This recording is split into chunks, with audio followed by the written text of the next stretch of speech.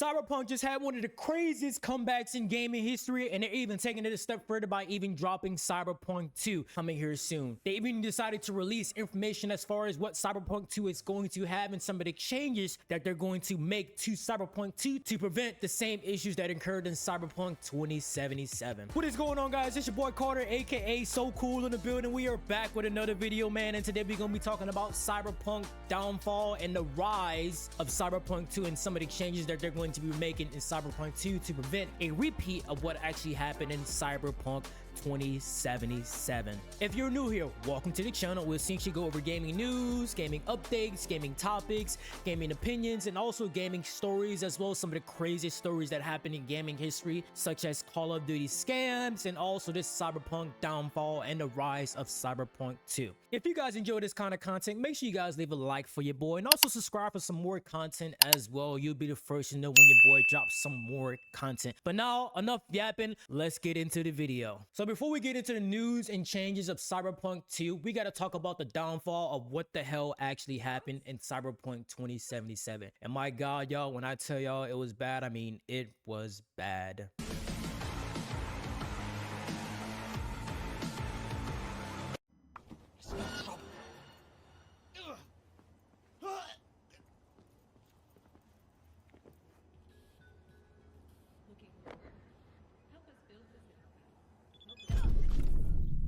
But let's get into it. So, for those who don't know, Cyberpunk 2077 was actually supposed to release in April 16th of 2020, but it actually got delayed multiple times. It got delayed first to September, then it got delayed to November, and then it got released in December, and now we know why it got delayed. The game finally released back in December 10th of 2020 on PC, PlayStation, and Xbox One.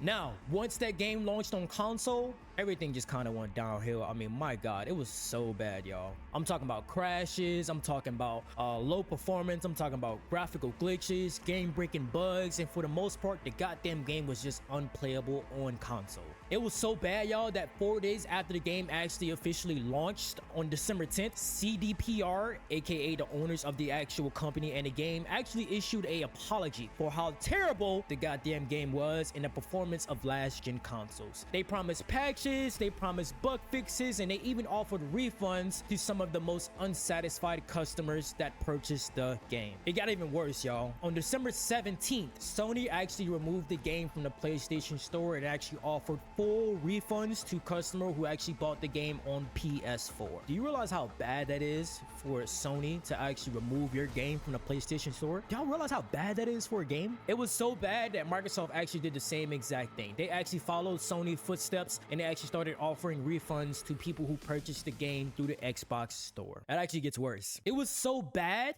the public claimed they purposely hid performance on console versions from reviewers. Eventually, it was so bad that investors had to step in and they actually filed a class action lawsuit over misleading statements about the game. Now, eventually, after everything kind of had played out, people started getting refunds, investors started filing class action lawsuits, people started playing the game, etc., etc. They started fixing patches. Eventually, around January 13th of 2021, they actually released a roadmap on patches to bring the console versions up to standard. As months went by, CDPR rolled out multiple hotfixes and patches to fix performance, bugs, and overall experience on consoles. After the terrible start of the game, years went by, and despite all the backlash that this game actually received, sales came in, and by 2025, 35 million units were actually sold, making it one of the best-selling games of all time. They even released expansion packs to keep the game up to date and to keep people interested and to drop even more content. Now, CDPR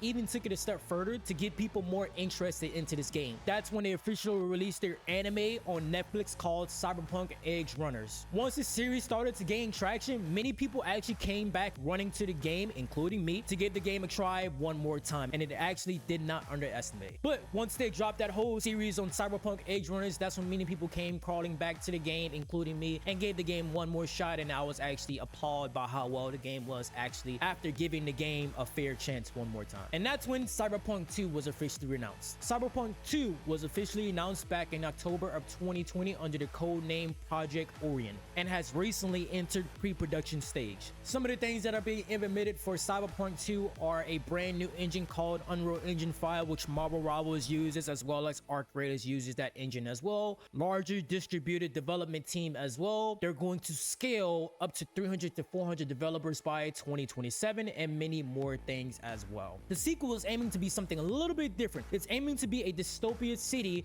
described as Chicago gone wrong, and they're also bringing back Night City as well. They're aiming to offer the most realistic and reactive crowd system in any game up to date, provide more memorable combat encounters, expand role-playing depth, and many more things as well. The realistic window for Cyberpunk 2 is after 2028 and not before. So essentially what happened with Cyberpunk 2077, they just rushed the game. You cannot rush a game that big and expect it to hold and not get any kind of bugs. And there are actually a few companies that are actually learning from that mistake. I mean, just take a look at GTA 6. They've been delivering their game for years just because they didn't want to go through what Cyberpunk has actually went through. So I'm much more of a fan of delaying your game to get the best product as possible. Don't give me a shit product that's going to have bugs and not be playable just because you want to get it released in a certain window and make as much money as possible. No, you're playing backwards at that particular point. Cyberpunk 2 is going to be one of the best games ever made. Do you guys think that Cyberpunk 2 is going to be one of the better open world games that are actually going to happen? I'm also seeing that Cyberpunk 2 is also going to have multiplayer as well, so that could be huge. Will you be playing Cyberpunk 2? Let me know what you guys think. Will you be watching the Cyberpunk Edge Runners as well? I know I will. So that's all I got for you guys with this video for Cyberpunk 2. Let me know what you guys think about everything down below. Do you guys think Cyberpunk 2 should delay it as much as possible to prevent what happened to Cyberpunk 2077? Do you guys even want another Cyberpunk 2 after what happened to Cyberpunk 2077? Let me know in the comment section down below what you guys think. If you guys enjoyed the content, make sure you guys like, comment, and subscribe. Let me know what you guys think about the video down below as well. I also did a video as well where I was actually discussing the new Steam console price. It's actually somewhere listed right here as well. So that's all I got for you guys with this video. Until next time, peace.